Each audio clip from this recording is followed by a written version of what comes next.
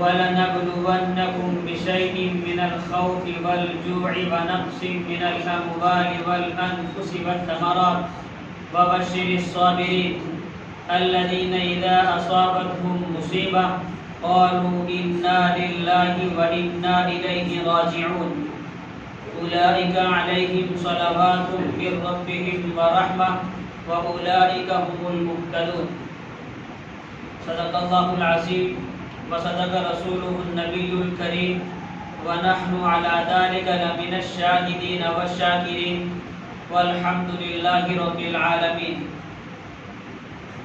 گرامی قدر حضرات، اللہ تبارک و تعالیٰ کا بحد فضل و کرم ہوا کہ جس اللہ رب العزت نے ہم سب کو ایمان کی دولت سے بالا مال فرمایا اور اپنے پاک گھر میں آنے کی توفیق عطا فرمائی. حضرات گرامی، قرآن مقدس کی سورہ بقرہ میں چند آیات آپ کے سامنے تلاوت کی ہیں جن میں اللہ تبارک و تعالی صبر کی تلقین فرماتے ہیں. قرآن مقدس میں اللہ پاک فرماتے ہیں یا ایھا الذین آمنوا استعینوا بالصبر والصلاۃ، کہ ایمان والو مدد حاصل کرو صبر کے ذریعے اور نماز کے ذریعے. یا ایھا الذین آمنوا، اے ایمان والو، یہاں جو خطاب ہے وہ خطاب ایمان والوں کو ہے. یا ایھا الناس نہیں ہے، اے لوگو یہاں ایسا نہیں ہے. یا ایھا الذین آمنوا، اے ایمان والو، استعینوا، تم مدد حاصل کرو صبر کے ذریعے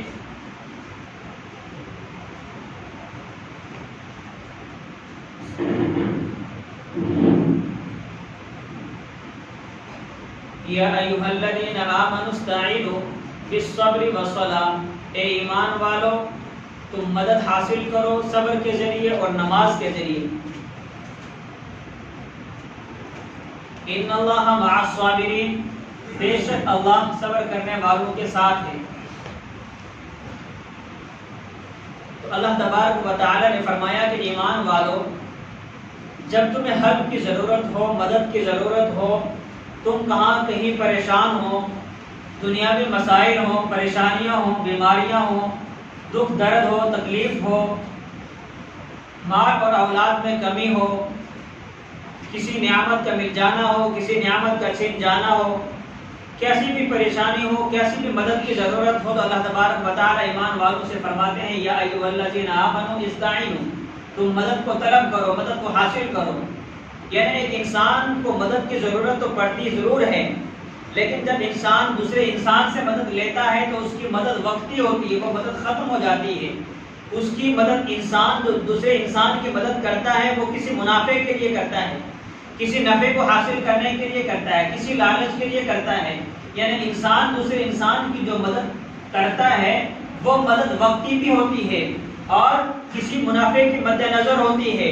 اللہ تبارک و تعالی ایمان والوں سے خطاب فرماتے ہیں کہ یا ایھا الذین آمنوا استعینوا، تم حلپ جو ہے مانگتے ہو تو مجھ سے مانگو، مدد طلب کرتے ہو تو مجھ سے طلب کرو. اب کس کے ذریعے سے ہوگا، کس طریقے سے ہوگی کہ اللہ تبارک و تعالیٰ کی مدد ہمارے ساتھ ہو، ہمارے کام میں اللہ کی مدد ہو، ہمارے کام میں جو ہے نصرت ہو، اور اللہ تبارک و تعالیٰ ہمارے کام میں ساتھ دیں. ہمیں کام میں اللہ تبارک و تعالیٰ کی ضرورت ہوتی ہے کہ اللہ پاک جو ہماری ہیلپ کریں، اللہ پاک ہماری مدد کریں. تو ہم جو مدد کو طلب کریں تو اللہ سے کریں، ہم جو حلپ کو طلب کریں تو اللہ سے کریں. اس مدد کو حاصل کرنے کے لیے اللہ پاک نے فرمایا بالصبر، سب سے پہلا لفظ ہے بالصبر، صبر کے ذریعے.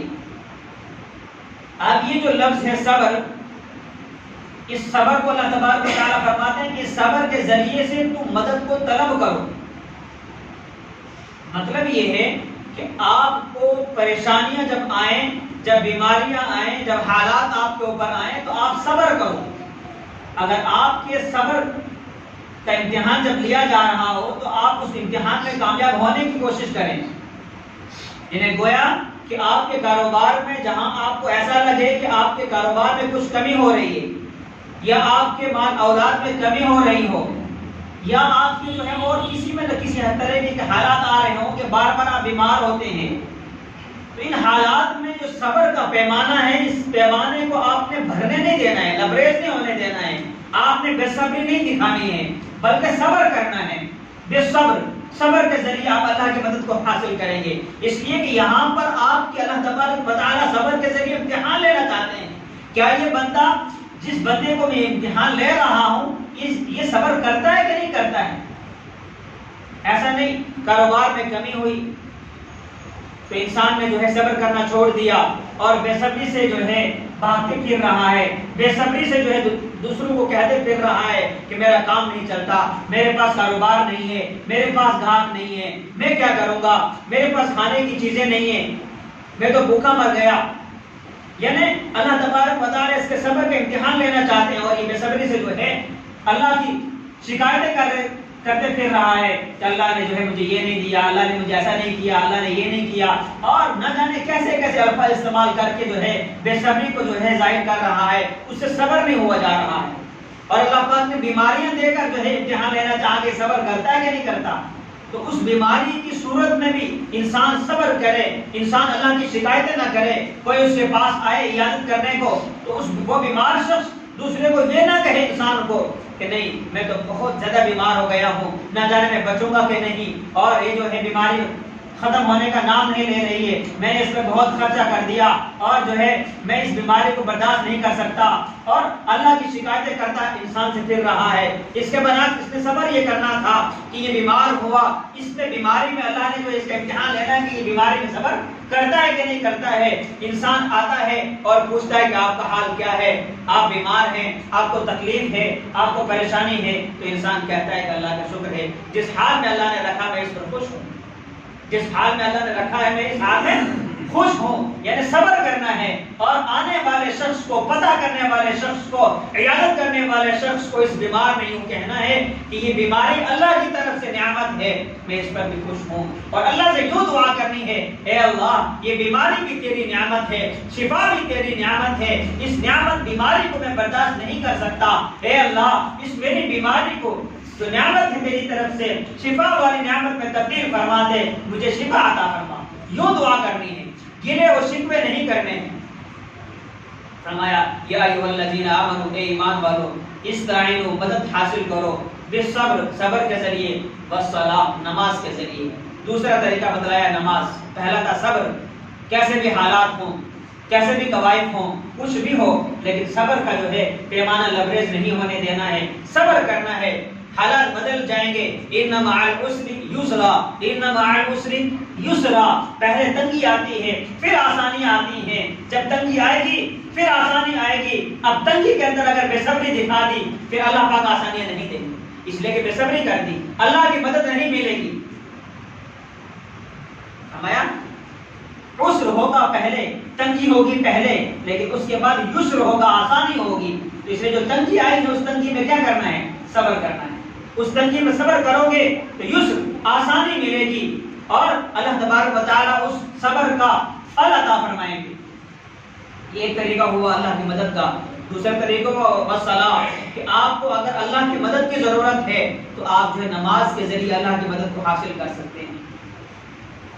آپ کی پریشانیاں ضرور ہیں، حالات آپ کے اوپر ضرور ہیں، کچھ حالات بیماری کے اعتبار سے ہیں، کچھ حالات کاروبار کے اعتبار سے ہیں، کچھ اور طریقے کے حالات ہیں، آپ مصروف سے مصروف تر ہو، بہت زیادہ مصروف ہو، اور آپ کی سوچ یہ کام کرتی ہے کہ اگر میں صبح سے لے کر شام تک اپنے کاروبار میں مصروف رہا تو میرا کام جو ہے بڑھ جائے گا، میرا کاروبار آگے چلا جائے گا، میں کامیاب ہو جاؤں گا۔ یہ نقشے آپ کے سامنے ہیں، لیکن اس نقشے میں کامیابی نہیں، اس لیے کہ کامیابی دینے والا اللہ ہے، ناکامی دینے والا اللہ ہے، پاور اللہ کے ہاتھ میں ہے، مالک اللہ ہے، خالق اللہ ہے، رازق اللہ ہے، وہ جو چاہے کر سکتا ہے، جب چاہے لگام کھینچ سکتا ہے، جب چاہے جس کو دینا چاہے دے سکتا ہے، اسے کوئی روکنے والا نہیں، ٹوکنے والا نہیں، پوچھنے والا نہیں، اس کو کیوں دیا، اس کو کیوں نہیں دیا، اس کو زیادہ کیوں دیا اور اس کو کم کیوں دیا۔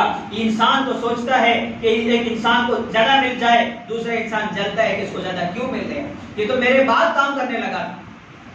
ایک انسان جو ہے دیکھے کہ دوسرا انسان اس سے عمر میں کم ہے اور آگے بڑھ رہا ہے کام میں، کاروبار میں، تو دوسرا انسان اس لیے جلتا ہے کہ یہ تو میرے سے عمر میں کم ہے، یہ آگے کیسے بڑھ گیا، اب اس کو میں پیچھے کھینچوں، تو وہ انسان اس کے پیچھے لگ جاتا ہے، اس کو پیچھے کھینچنے کے لیے۔ تو انسان کے حالات لیکن اللہ تبارک و تعالیٰ کے ایسا نہیں ہے فیصلہ. اللہ تبارک و تعالیٰ جس کو چاہتے ہیں دیتے ہیں، جسے چاہتے ہیں چھین لیتے ہیں. جب چاہیں گے چھین لیں گے، کوئی پوچھنے والا اللہ کو یہ نہیں کہ کیوں چھین لیا. جس کو چاہیں گے دے دیں گے، کوئی پوچھنے والا نہیں کہ اس کو اتنا کیوں عطا کر دیا. اس کی عمر کم تھی، اس کا تجربہ کم تھا، اس کی قسمت کم تھی، اس کے حالات کم تھے، اس کو ضرورت کم تھی. نہیں، کبھی کبھی انسان کو اللہ تبارک و تعالیٰ اتنا مال عطا کر دیتے ہیں کہ اس کو ضرورت بھی نہیں ہوتی. ضرورت سے زائد، بہت زائد ضرورت سے. مکانات پڑے ہوئے رہنے کے لیے کوئی نہیں ہے، اور بینک بیلنس اتنا پڑا ہوا ہے کہ اسے کھانے کے لیے کوئی نہیں. یعنی یوں سوچا جائے کہ اگر نسلیں اس کی چلتی رہیں گی تو کھاتی رہیں گی، اتنا بیلنس پڑا ہوا ہے. لیکن حالات اللہ نے ایسے بنا دیے کہ خود کھا نہیں سکتا، خود اتنا جو ہے پہن نہیں سکتا، خود اتنا پی نہیں سکتا. ماں تو بہت دیتی اللہ پاک نے، ایسے بھی حالات ہوتے ہیں. اور اس کے برعکس ایسا بھی ہوتا ہے کہ انسان کی اپنی ضرورت ہی پوری نہیں ہو رہی ہے. اس کا اپنا کھانا، اپنا پہننا، اپنا لگانا، اپنی ضرورت ہی پوری نہیں ہوتی، اللہ پاک اتنا کم دیتے ہیں. یہ تو اللہ تبارک و تعالیٰ نے بیلنس برابر رکھنا ہے. ایسا نہیں کہ سارے کے سارے مالدار بن جائیں گے، پھر غریب کون رہے گا؟ پھر زکات کس کو دی جائے گی؟ پھر صدقہ کس کو دیا جائے گا؟ ہر انسان چاہتا ہے کہ میں مالدار سے مالدار تر بن جاؤں، سب سے مالدار بن جاؤں، میری ساری ضرورت پوری ہو جائے. اس حکمت کو اللہ پاک جانتے ہیں، کس کو اللہ نے مال دے کر مالدار بنا دینا ہے اور کس کو اللہ پاک نے مال نہ دے کر غریب بنا کے رکھنا ہے. یہ اللہ کی حکمت ہے. کس کو اللہ نے زکات کا مستحق بنا کر ہی زندگی میں رکھنا ہے، یہ اللہ کی حکمت ہے. اس لیے کہ مالدار شخص، اس کو اللہ پاک مال دیں گے تو جو ہے کیا کرے گا؟ مال میں کامیابی حاصل کرے گا. اللہ تبارک و تعالیٰ اس کی آزمائش کرنا چاہتے ہوں گے، اس کی آزمائش اسی مال کے دینے میں ہوں گی.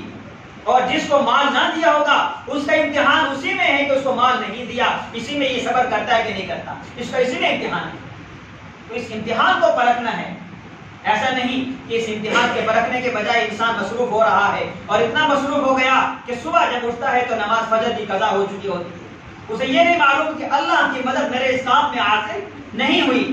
اللہ کی مدد کو حاصل کرنے کے لیے میں نے سب سے پہلے فجر میں اٹھنا تھا، اٹھنے کے بعد اللہ کے یہاں سجدہ کرنا تھا اور 4 رکعت نماز پڑھنی تھی، نماز فجر کو ادا کرنا تھا. اس کے بعد کام کاروبار ملازمت میں لگنا تھا تاکہ اللہ کی مدد میرے کام میں حاصل ہو جاتی. تو وہ انسان اگر سویا پڑا رہتا ہے، نماز فجر کو قضا کر دیتا ہے، گویا کہ اپنے کاروبار میں، اپنے ملازمت میں، اپنے دن کے کسی بھی کام کے اندر اللہ کی مدد کو حاصل نہیں کر سکتا. اللہ کی مدد کو اس نے شامل نہیں کیا، اس لیے کہ ایک صبر کے ذریعے تھا اور ایک نماز کے ذریعے. اس نے نماز کو قضا کر دیا، نماز کو ادا ہی نہیں کیا، چھوڑ دیا، ترک کر دیا. ایک تو یہ تھا کہ وہ اتفاق ایسا ہوا کہ اٹھ نہیں پایا تھا، لیٹ ہو گیا اور جب اٹھا تو سورج شروع ہو چکا تھا، لیکن اس وقت اس نے قضا کر لی. نماز تو ادا ہوگی، قضا تو کر لی اس نے. لیکن دوسرا وہ شخص تھا جو جان بوجھ کر سویا رہا، لیکن جب اٹھا تب بھی قضا نہیں کی، تب بھی نماز کو نہیں پڑھا اور اپنے کاروبار میں لگ گیا. اور اس کے بعد دن بھر کی نمازوں کو جو ہے ادا نہیں کیا، دن بھر کی نمازیں ایسی رہی. تو اب اس کے کام میں بظاہر ایسا لگ رہا ہوگا کہ اس نے مال کو کما لیا، مال کو حاصل کر لیا، دل لگا لیا، اس کا دل جو ہے کاروبار میں لگ گیا، اس کے پاس پیسے آ گئے اور وہ سمجھتا ہے کہ کامیاب ہو گیا. نہیں، اس لیے کہ نہ اس کے پاس صبر ہے، نہ اس کے پاس نماز ہے. 2 ہی طریقوں سے اللہ کی مدد کو حاصل کرنا تھا، اللہ کی مدد کو اس نے چھوڑ دیا. اب یہ کامیاب ہو نہیں سکتا. استعینوا بالصبر والصلاۃ، تم کامیاب ہونا چاہتے ہو تو مدد حاصل کرو صبر کے ذریعے اور نماز کے ذریعے. یا ایھا الذین آمنوا استعینوا بالصبر والصلاۃ. آگے فرمایا ان اللہ مع الصابرین، بے شک اللہ صبر کرنے والوں کے ساتھ ہے. اب اس جملے سے معلوم ہوتا ہے کہ اللہ ان لوگوں کے ساتھ ہے جو صبر کرتے ہیں. اب وہ صبر کرنے والے نماز پڑھنے والوں سے بھی آگے بڑھ گئے. اگر صبر کرنے والا شخص جو ہے کام میں، کاروبار میں اپنے لیے محسوس کرتا ہے کہ اس کے پاس کمی ہے، لیکن اس کی کمی آج نہیں تو کل زائل ہو جائے گی، ختم ہو جائے گی، اس کی کمی پوری ہو جائے گی، اس لیے کہ اس نے صبر کیا ہے. اور اللہ پاک نے فرمایا ان اللہ مع الصابرین، اللہ صبر کرنے والوں کے ساتھ ہے. آگے اللہ تبارک و تعالیٰ نے دنیا میں جو امتحانات انسانوں کے مختلف طریقے سے ہوتے ہیں اس کو بیان فرمایا.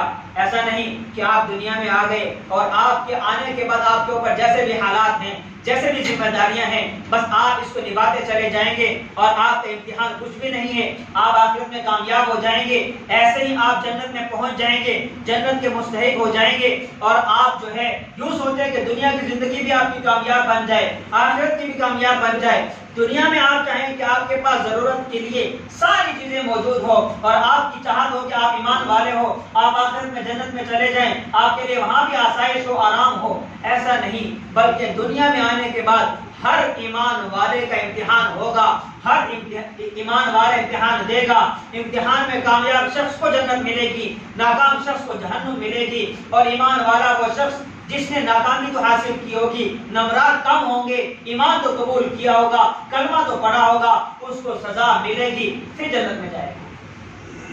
یہ امتحان دنیا کے کیا ہے؟ وَلَنَبْلُوَنَّكُمْ بِشَيْءٍ مِنَ الْخَوْفِ وَالْجُوعِ وَنَقْصٍ مِنَ الْأَمْوَالِ وَالْأَنفُسِ وَالثَّمَرَاتِ وَبَشِّرِ الصَّابِرِينَ۔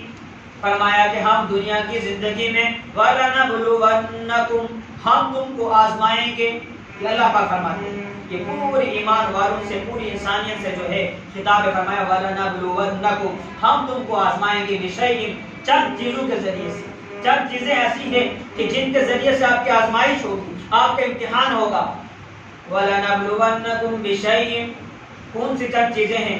نمبر 1 من الخوف، پہلی چیز ہے ڈر، اس ڈر کے ذریعے سے آپ کی آزمائش ہوگی۔ اب ہم اندازہ لگائیں کہ ہمیں ڈر کتنا ہے۔ اگر ڈر کو کہا جائے کہ آپ ڈرتے ہیں کس سے؟ شیر سے؟ میں تو نہیں ڈرتا۔ آپ ڈرتے ہیں کس سے؟ جانوروں سے؟ میں تو نہیں ڈرتا۔ یہ وہ ڈر نہیں ہے، ڈر یہ ہے جو آج کل ہمارے اندر بیٹھا ہوا ڈر ہے۔ کیا ڈر ہے؟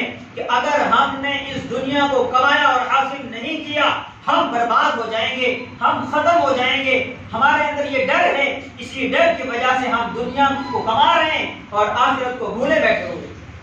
اسی ڈر کی وجہ سے ہماری نمازیں چھوٹتی ہیں، اسی ڈر کی وجہ سے ہمارا جو ہے کیا ہوتا ہے کہ ہمارے آپس کے معاملات خراب ہوتے ہیں۔ یہی تو ڈر ہے،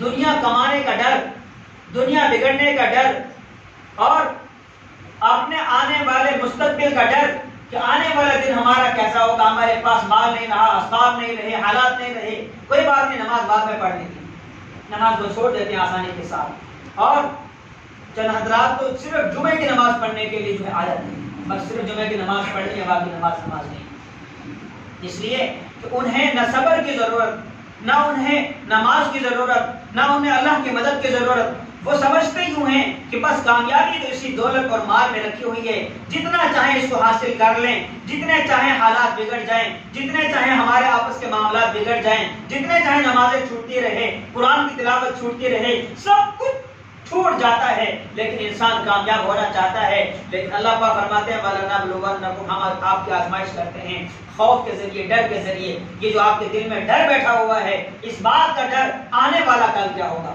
کل ہمارا کامیاب کیسے دن بنے گا، یہ ڈر جو آپ کے دل میں بیٹھا ہوا ہے، اس ڈر کے ذریعے سے اللہ پاک امتحان لینا چاہتے ہیں۔ اب ایک شخص صبح اٹھتا ہے، ٹھنڈے پانی سے وضو کرتا ہے، سردی کا موسم ہے، اور نماز فجر کے لیے کوسوں میل دور چل کر جا کر نماز فجر کو ادا کرتا ہے، اور دوسرا شخص سویا ہوا ہے، آرام سے گرم گرم بستر میں سویا ہوا ہے۔ اب اس کی بھی آزمائش، اس کی بھی آزمائش، آپ اندازہ لگائیں کہ کامیاب کون ہوگا۔ اس کے دل میں ڈر جو ہے وہ یہ ہے کہ اللہ کے سامنے حاضر ہونا ہے، اللہ کو منہ دکھانا ہے، اس دنیا کو چھوڑنا ہے، آخرت میں جانا ہے، تمام انسانیت جمع ہوگی، اپنے کیے کا حساب ملے گا، اپنے کیے کا بدلہ ملے گا۔ اس کو یہ ڈر تھا، اس ڈر کی وجہ سے وہ نکلا ہے، ٹھنڈے پانی سے وضو کیا، گرم بستر کو چھوڑا، اور نماز فجر کے لیے مسجد میں حاضر ہوا، باجماعت نماز پڑھی۔ اس انسان کے دل میں یہ ڈر تھا کہ اللہ کو منہ دکھانا ہے، جب معاملات میں کسی کا حساب دینا ہے تو وہ حساب کو لکھ کر رکھتا ہے، اس کو ادا کرتا ہے، کسی کا مال کھاتا نہیں ہے، اس کو ڈر ہے اللہ کا۔ اور جب بول چال ہوتی ہے، اپنی زبان سے گالی گلوچ کو استعمال نہیں کرتا، اپنی زبان کو جو ہے برا استعمال نہیں کرتا، اس لیے نہیں کہ وہ بہادر نہیں، وہ طاقتور نہیں، وہ تو بہت طاقتور ہے، سامنے والا بہت کمزور ہے، اس نے گالی دے دی، اور جو ہے یہ جو ہے اپنے برداشت کو نکالتا نہیں ہے طاقت ہونے کے باوجود، ہمت ہونے کے باوجود، اسے بھی گالیاں آتی ہیں اس کے باوجود، لیکن وہ صبر اس لیے کر لیتا ہے کہ مجھے اللہ کو منہ دکھانا ہے، مجھے اللہ کا یہاں حساب کتاب دینا ہے، اس کو معاف کر دیتا ہے۔ کسی کا مال نہیں کھاتا، کسی کو گالی گلوچ نہیں کرتا، اور اللہ کا حق ادا کرتا ہے اور بندوں کا حق ادا کرتا ہے، صرف اللہ کے ڈر کے ہونے کی وجہ سے۔ یہ ڈر اس کا اللہ کا ڈر ہے، یہ کامیاب ہے۔ اور دوسرے کو وہ ڈر ہے کہ میں جو ہے کامیاب کیسے ہو جاؤں، نمازوں کو چھوڑ کر بھی کیسے کامیاب ہو جاؤں، بندوں کا حقوق مار کر بھی۔ وہ انسان کو یہ جو ڈر ہے، اس ڈر کی وجہ سے وہ انسان کیا ہو جائے گا، ناکام ہو جائے گا۔ اس آزمائش میں ایک شخص کامیاب ہوا اور ایک ناکام ہوا۔ فرمایا وَلَنَبْلُوَنَّكُمْ بِشَيْءٍ مِّنَ الْخَوْفِ، یہ دوسرا وَالْجُوعِ، بھوک کے ذریعے، دوسری آزمائش بھوک کے ذریعے ہوتی ہے۔ اب اس بھوک میں کیا آزمائش ہے؟ ایک شخص کی آزمائش یہ ہے کہ بھوک تو اسے لگی ہے، کھانا تو کھانا ہے، لیکن اس کی طرف تمنا یہ کہ حلال کھانا ہے، بھوکا رہنا برداشت ہے، حرام کا لقمہ اندر نہیں جانے دینا ہے۔ اس لیے کہ حرام کا لقمہ اندر چلا گیا، عبادتیں قبول نہیں ہوگی، دعائیں قبول نہیں ہوگی، حرام کا لقمہ پیٹ میں جانے نہیں دینا، اس بھوک کو برداشت کرنا ہے۔ یہ اس کا ڈر ہے اللہ کے یہاں جانے کا، اس بھوک کو برداشت کر رہا ہے، لہذا یہ کامیاب شخص ہے۔ دوسرا وہ شخص ہے، اسے بھوک لگی، بس اسے نہ اللہ کا خوف رہا نہ اللہ کا ڈر رہا، اس بھوک کی شدت نے تڑپایا، اس نے حرام کے لقمے کو کھا لیا، رشوت اس نے لے لی، سود اس نے استعمال کر لیا، اور بہانے تلاش کر کے اپنا پیٹ بھر لیا اور اپنی بھوک مٹا دی، اور خوش ہو گیا میں نے بھوک مٹا دی۔ لیکن جب اس نے بھوک کو مٹایا ہے حرام لقمے کے ذریعے، تو اس کا امتحان بھوک میں تھا، اس بھوک میں وہ ناکام ہو گیا، اب اللہ کے یہاں وہ کامیاب نہیں بلکہ ناکام۔ وَلَنَبْلُوَنَّكُمْ، ہم آپ کی آزمائش کریں گے، من الخوف، خوف کے ذریعے، ڈر کے ذریعے، والجوع، بھوک کے ذریعے۔ تیسرا ہے وَنَقْصٍ مِّنَ الْأَمْوَالِ وَالْأَنفُسِ، تیسری آزمائش آپ کی یہ ہے کہ ہم آپ کی جو ہے جان میں کمی کریں گے، مال میں کمی کریں گے، وہاں پر آپ کی آزمائش ہوگی۔ اب آپ کے پاس جو ہے بہت سارا مال تھا، اچانک اللہ کی طرف سے ایسے حالات آئے کہ مال میں بہت زیادہ کمی ہو گئی، باغات تھا، پھل تھے، اور اچانک حالات ایسے بنے کہ تمام کے تمام پھل جو ہے سڑ گئے، ختم ہو گئے، چاہے مال ہو یا اولاد ہو، اور اس میں کمی ہو جائے کسی بھی اعتبار سے، تو اس وقت میں اس ایمان والے کا امتحان یہ ہے کہ یہ صبر کرتا ہے، اور صبر کرنے کے بعد یوں کہتا ہے کہ اللہ نے جس حال میں رکھا میں اسی میں خوش ہوں، اور یوں نہیں کہتا کہ اللہ نے جو ہے ایسا میرے ساتھ کیوں کیا، اللہ نے جو ہے میرے بیٹے کو کیوں لے لیا۔ یہ اللہ سے گلے شکوے نہیں کرتا، اللہ سے شکایت نہیں کرتا، بلکہ اپنی جان مال کی کمی پر صبر کرتا ہے۔ فرمایا وبشر الصابرین، یہاں پر خطاب نبی اکرم صلی اللہ علیہ وسلم کو فرمایا وبشر الصابرین، اے نبی صلی اللہ علیہ وسلم آپ ایسے لوگوں کو بشارت دے دیجئے، خوشخبری سنا دیجئے، کس کی؟ صبر کرنے کی، جنہوں نے صبر کیا نا، وبشر الصابرین، صبر کرنے والوں کو خوشخبری سنا دیجئے۔ الذین اذا اصابتهم مصیبہ، یہ صبر کرنے والے لوگ وہ ہیں، الذین اذا اصابتهم مصیبہ، جب ان کے پاس کوئی مصیبت پہنچتی ہے کیا کہتے ہیں؟ قالوا انا للہ وانا الیہ راجعون، ہم اللہ ہی کے ہیں اور اسی کی طرف لوٹ کر جانا ہے۔ اب یہ صبر کرنے والوں کی پہلی صفت ہوئی، جب بھی مصیبت آتی ہے وہ کہتے ہیں قالوا انا للہ وانا الیہ راجعون، مال میں کمی ہو، جان میں کمی ہو، کسی کے جو ہے وفات کی خبر مل جائے تو فوراً جو ہے نکلتا ہے قالوا انا للہ وانا الیہ راجعون۔ آج یہاں اس محلے کے رہنے والے شخص شیخ عبد الرشید صاحب کا انتقال ہو چکا ہے، ان کے لیے بھی پڑھے انا للہ وانا الیہ راجعون، نماز کے بعد ان کے لیے دعا ہوگی۔ یہ پہلا وصف ہوا صبر کرنے والوں کا، ان کی صفت ہے وہ انا للہ پڑھ لیتے ہیں، مال میں کمی ہو یا جان میں کمی ہو۔ ہمارا یہ کون لوگ ہیں؟ اولئک علیہم صلوات من ربہم ورحمہ، یہی تو وہ لوگ ہیں جن پر اللہ کی طرف سے رحمتیں برکتیں آتی رہتی ہیں۔ اولئک علیہم صلوات من ربہم ورحمہ، پھر فرمایا واولئک هم المہتدون، یہی لوگ حقیقت میں کامیاب ہیں۔ سبحان ربک رب العزت